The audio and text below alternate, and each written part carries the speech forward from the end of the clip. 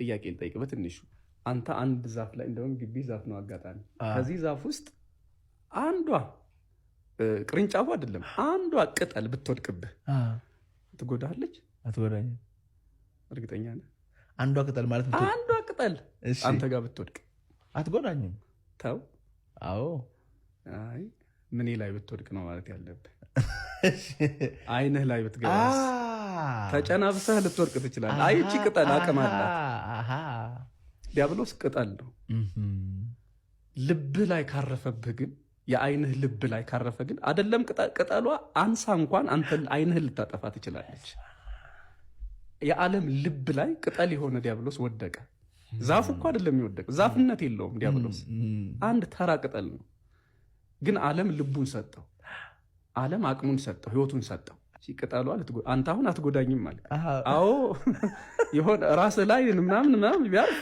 ማረፉንም አታውቅም ቅጠል ነው በቃ ተራ ነገር ነው ግን አይን ደግሞ አለ አሁን ዲያብሎስ የዓለምን አይን ነው እያጠፋ ያለው በጣም ስለዚህ ትንሿ ነገር አይንህን ልትጎዳ ትችላለች ሌላ ቦታ ላይ መኖሯን የማታውቃት ትረፍብህ ሰው ነግሮህ እንኳን ችላ የምትለው ነገር እንዲህ ሊጎዳ ይችላል እና ዲያብሎስ ቅጠል ነው ሆኖም ግን ዓለም አይኑን ከሰጠው ልቡን ከሰጠው ህሊናውን ከሰጠው እንዴት አይነግስም ግን ኃይለኛ ሆኖ አንድ ክርስቲያን በገድላትና ድርሳናት ላይ የሚገኙ ታሪኮችን መቀበል ግዴታው ነው ወይስ ውዴታው ነው በፈቃዱ ነው ወይስ አይደለም የሚለው ነው ሁለተኛው ደግሞ ክርስትናን የሚቀበሉ ወንድሞች እህቶች ገድላትና ድርሳናትን መቀበል ግዴታቸው ነው የሚለውን ጥያቄ ሁለት ጥያቄ አነሳለሁ በዚሁ አያይዛችሁ ማለት ልታነሱ ተተቻለ ምንድነው መሰለህ አሁን ገድላት ድርሳናትን ስንመለከት መቼም አንዲት ቤተክርስቲያን የራሷ የሆነ አስተምሮ አላት አይደል መጀመሪያ አንድ አማኝ ሲመጣ እንዲበል ብላ የምትለው አንተ ግዴታ የምትቀበላቸው ነገሮች መጀመሪያ ላይ የተጠመቀቀን የተጠየቃቸው የመለስካቸው ናቸው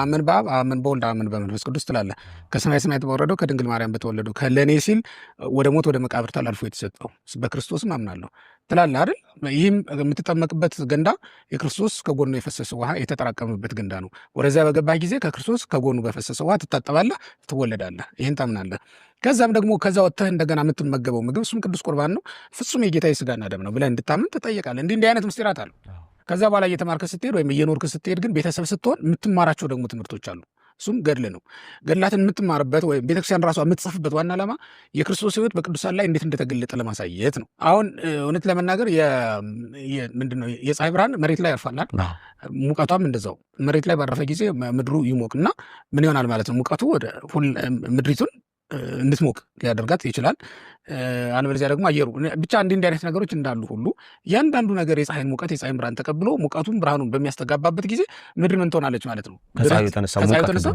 ብርሃን ሙቀት ያላት ልትሆን ትችላለች የቅዱሳንም ገድል ልክ እንደዛ የክርስቶስ ብርሃን አርፎባቸዋልና የክርስቶስ ኃይል በእነሱ ላይ ተገልጧልና ገድላቸው ላይ የምትመለከተው የክርስቶስ የዕለት ዓርብ ስራው ሆኖ ታገኘዋለህ እንደውም ገድላትን ከልደት ጀምረን መንጽፈው ለምን መሰለህ ወንጌልም ሲጻፍ ከልደተ ክርስቶስ ዓርብ ጀምሮ የወንጌል አይነት ዘውግ ነው ያላቸው አጻጻፍ ነው ያላቸው ማለት ነው በመካከል ላይ ግን ይኸውልህ የማንቀበላቸው ታሪኮች ቢኖሩ አንቀበልም ብንል አንገደድም ምክንያቱም ከወንጌል አንጻር ከቅዱሳን ባህሪ አንጻር የማይስማሙ ታሪኮች ሊኖሩ ይችላሉ አንቀበልም የምንልበት ጊዜ ላይ ግን የቤተክርስቲያን ስልጣኑ የቤተክርስቲያን ምናልባት ከዚህ አንድ ገጽ ላይ አንድ ገጽ ከገድሉ መካከል ወይ አንድ ገጽ አይደለም አንድ ቃል ነቅለ ለማውጣት ስልጣኑ የቤተክርስቲያን ነው መብቱ የሷ ስለሆነ ማለት ነው አሁን ላይ ባለው እኔ እውነት ለመናገር ስልጣኑ የቤተክርስቲያን ብቻ ነው ብዬ ለማመን ይከብደኛል ምክንያቱም ያሳትመው ልዩ አካል ነው በማይከል ደረጃም የተጠኑ አይደሉም የታወቁ አይደሉም ገድላትና ድርሳናት የሚባሉት በማይከል ደረጃ ማለት በሲኖዶስ መዋቅራዊ በሆነ ደረጃ የኢትዮጵያ ቤተክርስቲያን ስንት ገድላለኝ ይሄን ያህል ገድላለኝ ይሄን ያህል ድርሳን አለኝ ብላ በቁጥር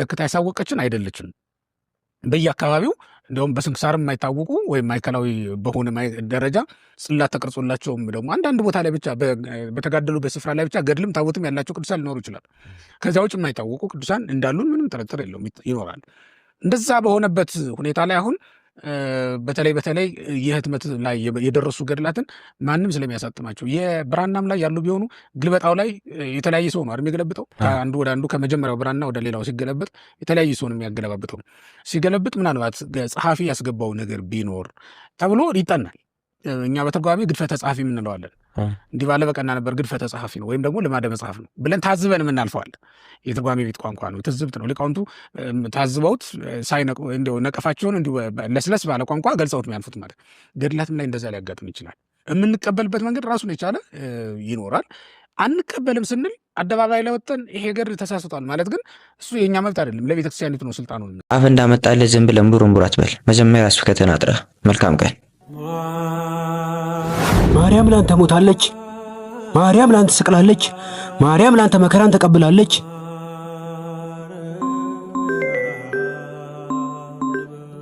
ሄሎ ሄሎ፣ ዮሚፍ ደህና ነህ?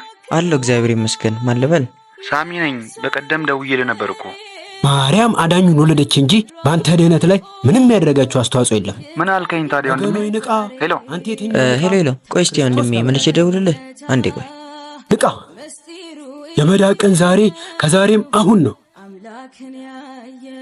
አሁን ባልከው ላይ ጥያቄ ነበረኝ። ምን ነበር ወዳጄ?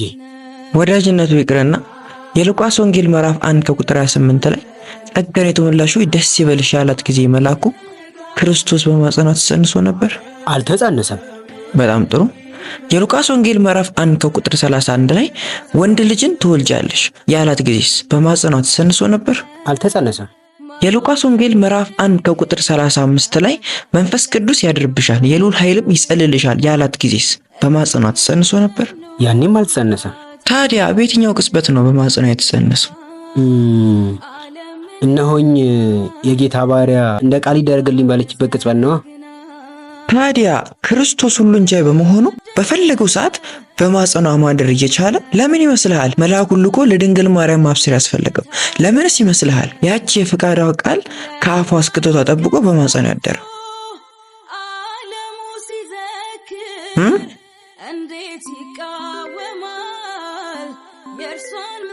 ላናግራቸው። እስከዛ መልሱን እያሰብክ ጠብቀኝ። መጣሁ። ሄሎ መልሼ እደውላለሁ ብለህ እኮ በዛው ቀረ። ኦ ይቅርታ፣ በእናትህ አንድ ወሳኝ ነገር እኮ ገጥሞኝ ነው። ለምን ነበር የፈለከኝ? በቀደም እኮ ስለ ጉዞ ያናገርኩ ልጅ ነኝ። ኦ ማህበረ ሊባኖስ? አዎ። ኦኬ፣ ዝናው በታላቁ ደራሲ አለማየሁ ዋሴ የተከተበለት እመጓ ቅዱስ ዑራኤል ቤተክርስቲያን የተዘጋጀው በረከት ጉዞ እንዲዳርከኝ ልጅ ነህ እንዴ?